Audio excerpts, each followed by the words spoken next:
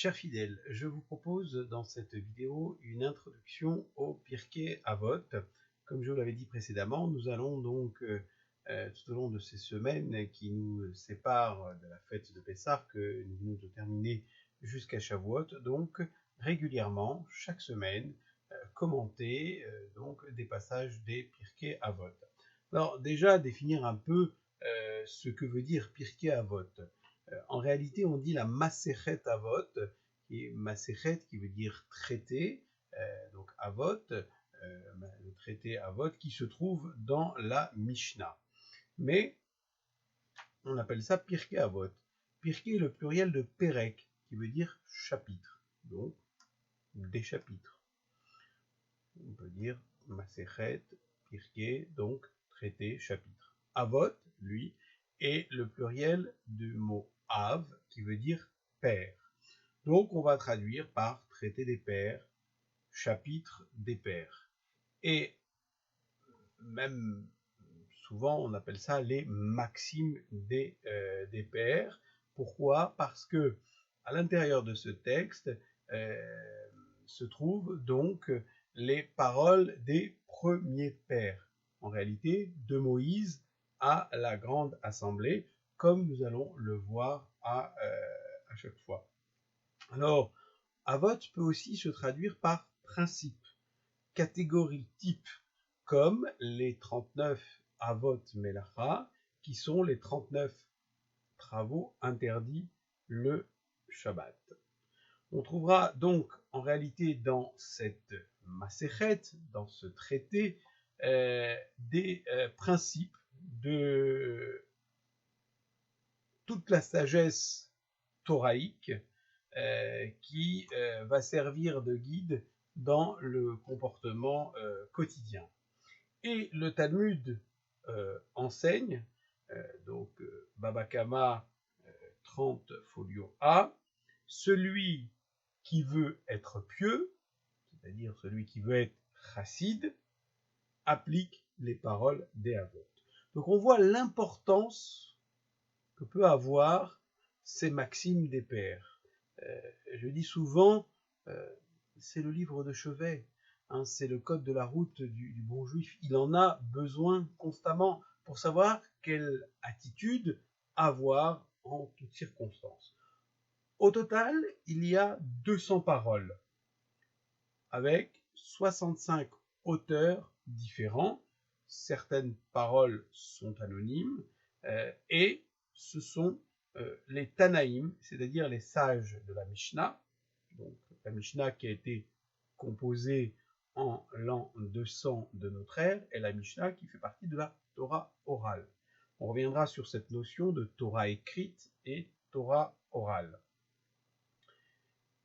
Et quant aux maîtres qui sont cités donc dans ces Pirkei Avot, eux se situent entre le 5e siècle avant notre ère et le 3e siècle après. Donc on voit que la période qui s'étend est extrêmement longue, et d'ailleurs on voit que certains ont pu être inspirés par les circonstances particulières de leur milieu et de leur temps. C'est important de savoir dans quelles circonstances ça a été réalisé, à quel moment, avec quelle problématique, parce que finalement c'est ce qui va permettre de se mettre dans le contexte et de bien comprendre le sens profond de chaque parole.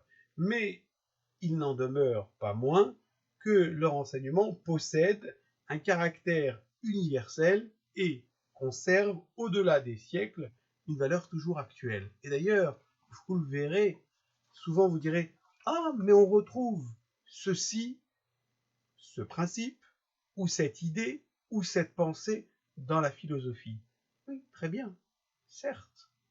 Mais finalement, si on regarde nos Pirkei Avot, elles sont antérieures à la philosophie.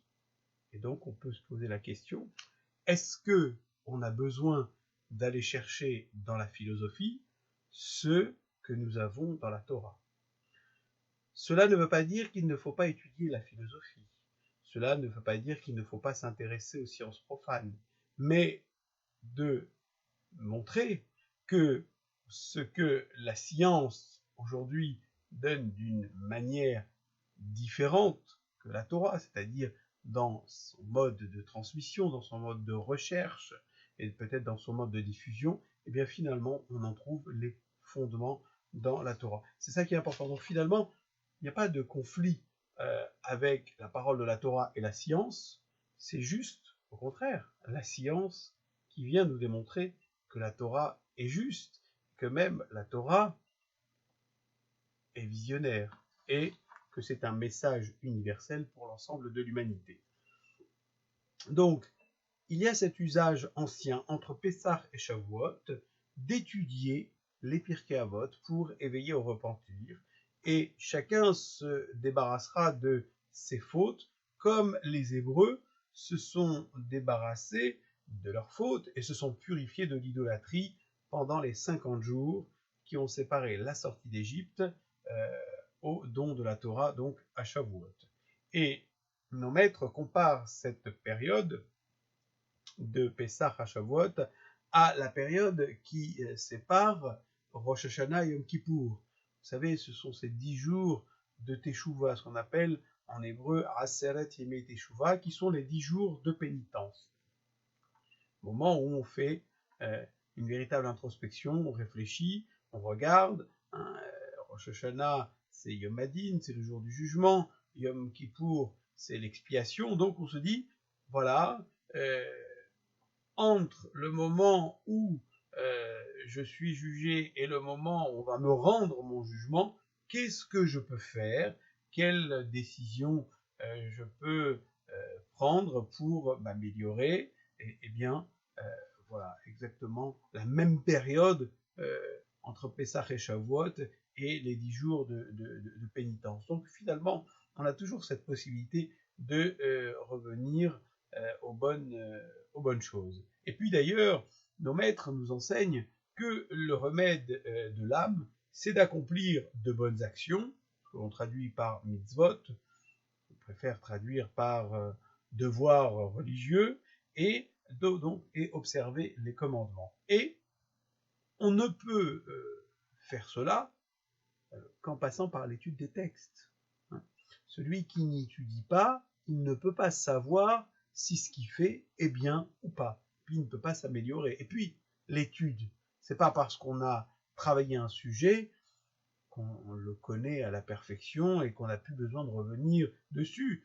N'est-ce pas Moshe qui nous a appris, Moïse, qui nous a appris que 30 jours avant une fête, on révise toujours les lois liées à la fête. Pourquoi? Parce que d'une année sur l'autre, on a peut-être oublié des choses, ou d'une année sur l'autre, on va pouvoir peut-être s'améliorer sur certaines choses. Et c'est la raison pour laquelle on révise toujours, même si c'est vrai que les lois de pratique, ce qu'on appelle les dinim, la halakha, c'est toujours la même chose. Non, il ne faut pas le voir comme ça. Parce que d'année en année, on perçoit les choses différemment, et peut-être qu'on a une motivation qui est différente, et c'est la raison pour laquelle on fait toujours une chazara. C'est-à-dire qu'on révise toujours. C'est extrêmement important. Et il y a, juste avant la lecture des Pirkei Avot, un texte qui est magnifique, et que je vais vous lire. On dit toujours Kol Yisrael yesh lahem halek le'olam haba shene'emar ve'amer kulam tzadiki le'olam yeshu aret ve'ser matai ma'aseh yadar le'itpa'er. En français, tout Israël a une part au monde futur, comme il est écrit.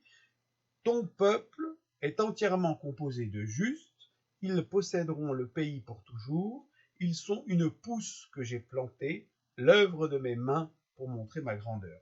On retrouvera ce verset, c'est le verset 21 du chapitre 60 de Isaïe, et Isaïe qui fait partie donc de la deuxième partie de la Bible, c'est-à-dire, vous savez, la Bible c'est Tanakh, Torah, Nevim, Ketuvim, donc Torah, c'est le Pentateuque, les 5 livres de Moïse, Nevi'im, ce sont les prophètes, et Ketuvim, les écrits saints.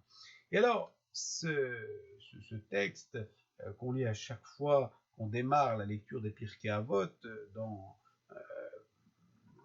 la liturgie, par exemple à la synagogue, ou quand on l'étudie le samedi après-midi à la Seuda Shlichit, donc entre Mincha et Arvit, eh bien, nous disons ce texte. Et alors, donc ce texte qui est un ajout.